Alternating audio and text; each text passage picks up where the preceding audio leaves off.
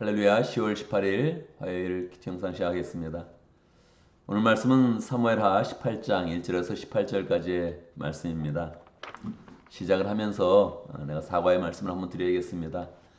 어제 본문 말씀이 전혀 달랐죠. 제가 인터넷 성경에서 카피를 해서 보통 종이로 프린트를 하는데 클릭하는 그런 과정에 한 장을 더 앞서서 나갔죠. 그래서 조금 더 내일 본문을 어제 그렇게 했었죠. 여러 사람이 발견했을 텐데 특별히 저한테 이야기를 해주지는 않았어요. 그래서 제가 어제 저녁에 이제 준비를 하면서 어제 가족교회 목회자 이제 지역 모임이 있었거든요. 그래서 준비도 하고 또 늦게까지 모임하고 저녁에 와서 준비를 하면서 본문을 보는데 이 본문이 안 맞는 거예요. 그래서 사모님한테 물어봤죠. 어제 내 본문이 틀렸지? 그랬더니 그렇다 그래요. 왜 말을 안 해줬냐 그랬더니 말해주기도 바빴다 그러더라고요. 또 삶을 되돌아보면 사모님도 바빴죠. 끝나자마자 바로 출근했고 돌아오자마자 가족교회 목회자 모임 가졌고 바빴죠. 그래서 여러분들이 다 아는 분들이 있었을 텐데 특별히 이야기는 안 해줬고 또 저 혼자 이제 밤에 생각하라 오늘 아침에도 이렇게 기도를 하는데 뭐를 기도를 할지 또 이 말씀을 두고도 이렇게 기도를 할 때도 굉장히 어려운 그런 그 마음이 이제 들더라고요. 제가 이틀 전에 우리 웹사이트에 이제 우리 유튜브에 댓글을 쓴 걸 하나 이렇게 봤습니다. 대부분 이제 댓글을 안 쓰죠, 그죠? 그래서 또 저도 또 마음이 또 이렇게 편안한 그런 마음도 있는데 이 악플을 하나 달면 그게 1000번의 좋아요보다 좀 강력한 힘을 발휘한다 그렇게 이야기를 하더라고요. 코테이션 하면 제가 그때 충성에 대한 그런 그 말씀을 이제 나눴는데 너나 충성하세요. 이런 것도 유튜브에 올리나 그렇게 써 있더라고요. 그래서 이 마음 가운데 이게 뭐지? 우리 피소 채널이 유명한 그런 채널도 아니고 굳이 들어와서 그거를 들을 필요도 없는데 굳이 듣고 나서 이런 거를 유튜브에 올리냐? 제가 그 메시지를 봤을 때 이거 메시지는 제대로 된 건데 왜 그랬지?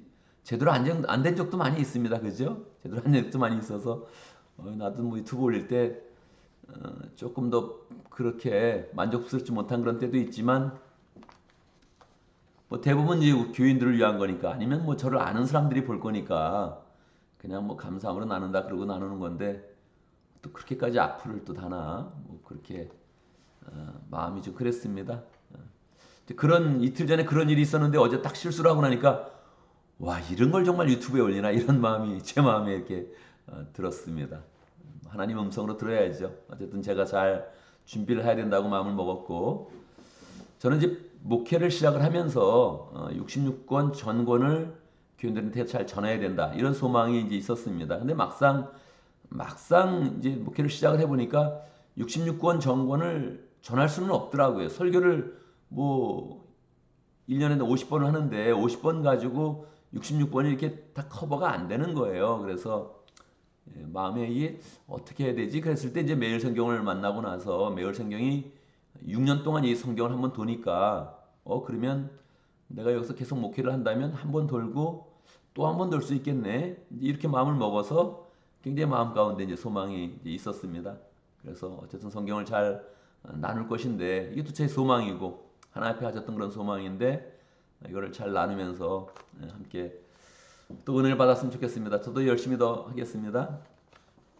오늘 말씀 사무엘하 18장 1절에서 18절 말씀인데 압살롬의 그런 그 반역을 인해서 반란을 통해서 이제 전쟁이 일어나는데 전쟁이 이제 그냥 단번에 제압이 됩니다. 신기한 일이죠. 왜냐하면 압살롬이 훨씬 더 많은 군사를 가졌고 당시의 상황을 보면 반드시 압살롬이 이기게 돼 있는데 이제 다윗이 간신히 전열을 가다듬어서 결국 이제 세 부대로 나눕니다. 많지도 않은 그런 부대를 세 곳으로 나누어서 전쟁을 이제 하게 되죠. 원래는 이제 다윗이 전쟁에 직접 나가겠다 그렇게 이야기하는데 이제 요압과 이제 아비새가 함께 이제 이야기를 강력하게 하죠. 왕은 남아야 됩니다. 지금 사람들이 다 왕만 죽이려고 하는데 왕은 이제 뒤에 남아 있고 저희가 앞서 싸우겠습니다. 그래서 이제 결국 싸워서 분명히 전세는 부족했는데 하나님의 도우심이죠. 하나님의 도우심으로 그 전쟁을 이기게 됩니다. 그리고 이제 압살롬이 거기에서 이제 죽게 되죠. 죽는 내용까지가 이제 오늘의 이제 그런 그 내용입니다. 여기서 보면 이제 압살롬이 죽을 때 다윗이 분명히 전쟁에 나갈 때 이야기를 했거든요. 압살롬은 이제 죽이지 말아라 그랬는데 뭐 병사들도 그렇고 다른 사람들은 다 그 말씀을 기억을 하고 이제 압살롬은 죽이는 것을 굉장히 두려워하는데 요압은 뭐 거침이 없습니다. 거침이 없고 저 압살롬을 죽여야 이게 반란이 딱 제압이 되는데 살려둬서는 이게 문제가 해결이 안 된다. 그래서 그냥 바로 창을 던져서 그냥 심장을 꿰뚫어서 이제 죽게 되죠. 이제 압살롬은 이제 죽을 때도 굉장히 비참하게 죽게 됩니다. 머리에 이제 숱이 굉장히 많았는데 이제 이게 뭐 이거 타고 가다가 머리가 이제 나무에 걸려서 나무에 이제 대롱대롱 이제 매달려 있다가 이제 이게 딴 사람들이 다 그 압살롬이 나무에 매달려 있는 모습을 보죠. 그거를 이제 요압이 창을 던져가지고 심장을 꿰뚫어서 죽게 됩니다.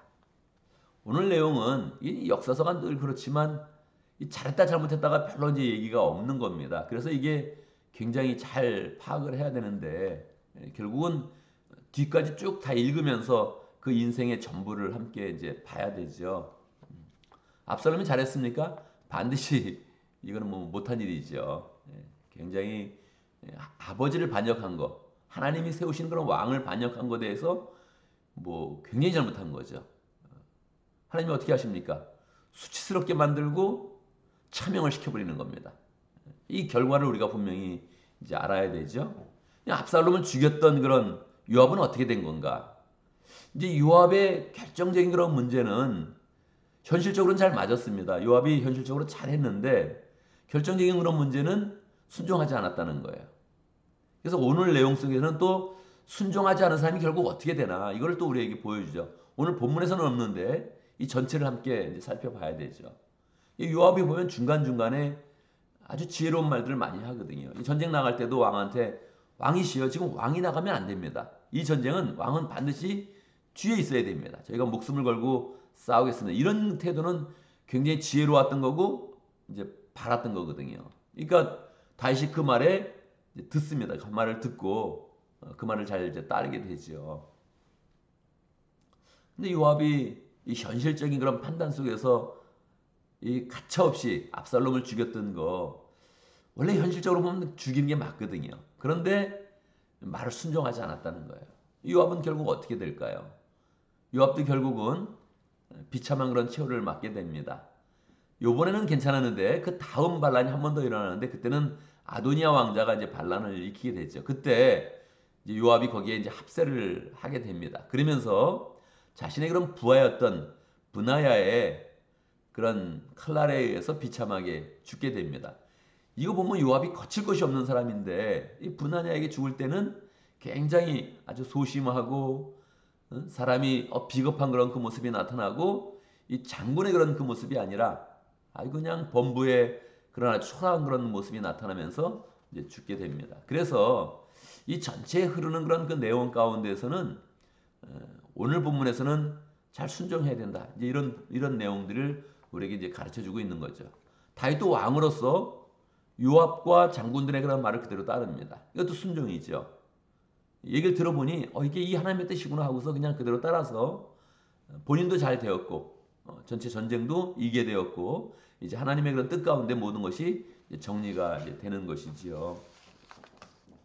이제 순종을 할 때 우리가 보통 순종해야 된다 그런 얘기를 들어보는데 순종을 할 때 이제 세 가지 이제 순종이 있습니다. 첫 번째는 이제 권위에 순종을 해야 되는 거예요.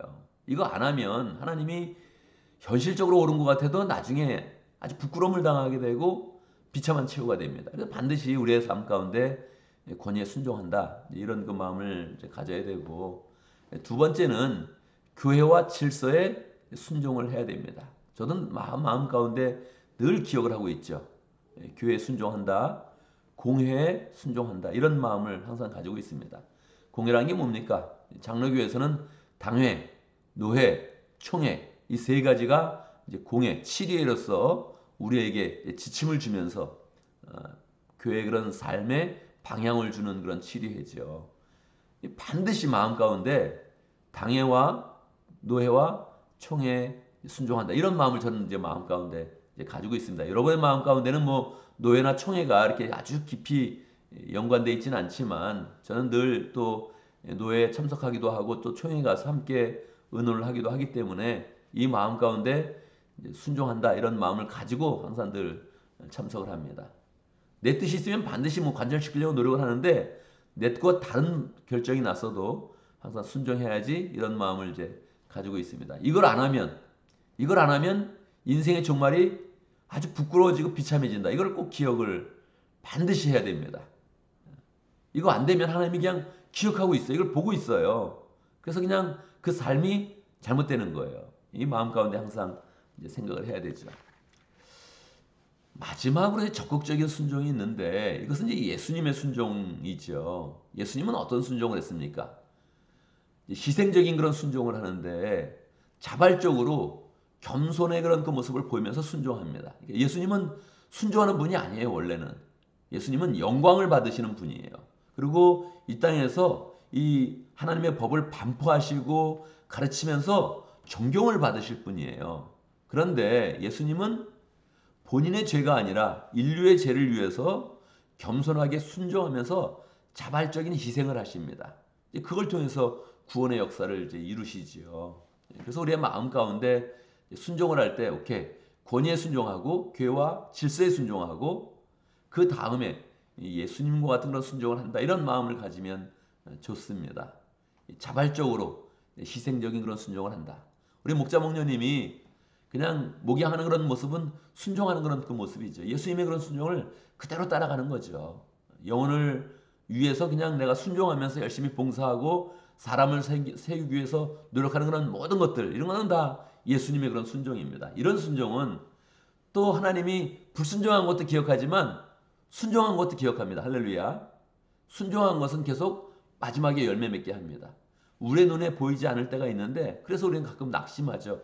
이렇게 노력을 하는데도 이게 안 되나? 이런 마음이 드는데 결국은 예수님의 그런 그 마음으로 순종하는 것은 반드시 이 생명의 그런 씨가 되어서 열매를 맺고 우리의 그런 다음 세대에서 다음 세상에서 계속적으로 영향력을 끼치면서 아름다운 열매를 맺게 되어 있습니다. 그래서 우리의 마음 가운데 이제 이 순종이 얼마나 중요한지 한 번 더 깨달으면서 불순종하는 것이 아니라 예수님의 모습으로 순종한다. 이런 마음을 결단하면 좋겠습니다. 오늘도 말씀 가운데 기도 제목을 붙잡습니다. 우리가 순종하는 그런 삶 가운데서 하나님이 예비하신 그런 축복들을 더 풍성히 잘 누릴 수 있도록 함께 기도합니다. 오늘 목장을 위해서 기도하는데 러시아 목장을 위해서 기도합니다. 주 목자님, 폴 목부님 그리고 목원들과 장태호 선교사님 위해서 함께 기도하도록 하겠습니다. 오늘 기회를 위해서 기도하는데 우리 광고 시간에 여러분 봤을 것입니다. 새가족반이 계속 이어지고 있는데 굉장히 놀라운 일이죠. 한동안 이게 뭐 진행이 잘 안 될 때가 많이 있었습니다.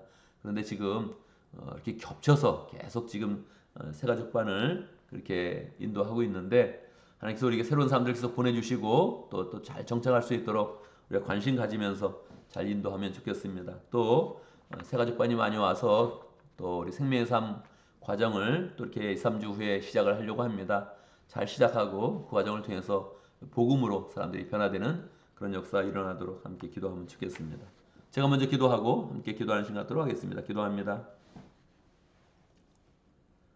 할렐루야. 우리 하나님 찬양합니다. 우리에게 선한 길 보여주시고 소망의 길 열어주시고 영생의 길 갈 수 있도록 역사하신 것 감사합니다. 하나님의 뜻 가운데서 우리의 마음에 순종하는 그런 가운데 특별히 희생하는 그런 그 마음으로 자발적인 순종을 하는 그런 가운데 하나님의 구원의 역사를 더 풍성히 이룰 수 있도록 인도하여 주시고 하나님이 예비하신 그런 축복을 풍성히 누릴 수 있도록 역사하여 주옵소서. 하나님 불순종하면 반드시 수치스럽게 되고 그 종말이 비참해지게 되는데 그 모든 그런 말씀의 내용들을 보면서 우리의 그런 그 마음 가운데 더 지금처럼 순종하고 더 풍성히 순종하고 자발적으로 희생하고 그 가운데 예수님이 보였던 그런 풍성한 그런 열매들을 우리 그런 삶 가운데 가질 수 있도록 인도하여 주옵소서.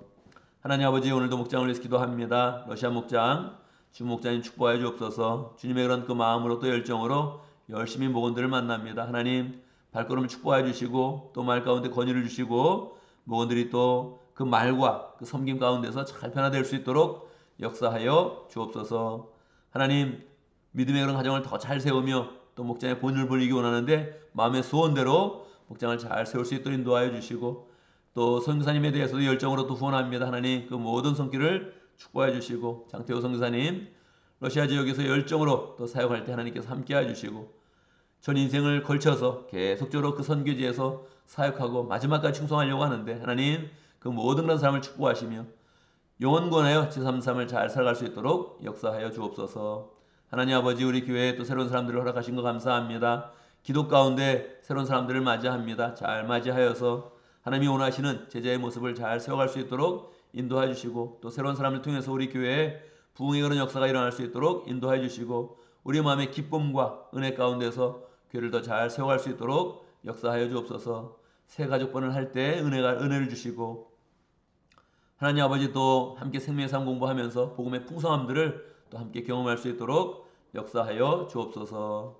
하나님 아버지, 주의 은혜 가운데서 오늘 화요일 맞이했습니다. 함께 하여 주시옵소서. 우리가 해야 되는 일들이 참으로 많습니다. 직장에 나갈 때 사업에 대해서 생각할 때마다 은혜 주시고 능력 주시고 영감 주시고 하나님 아버지를 잘 감당할 수 있도록 역사하여 주옵소서. 일을 할 때마다 효과적으로 일할 수 있도록 인도하시고 일은 잘 마무리될 수 있도록 역사하시고 우리의 마음에 여유를 가지며 또 시간의 여유를 가지며 하나님 더 영적으로도 하나님과 교통하게 하시고 하나님의 주시는 지혜와 능력으로 풍성할 수 있도록 역사하여 주옵소서.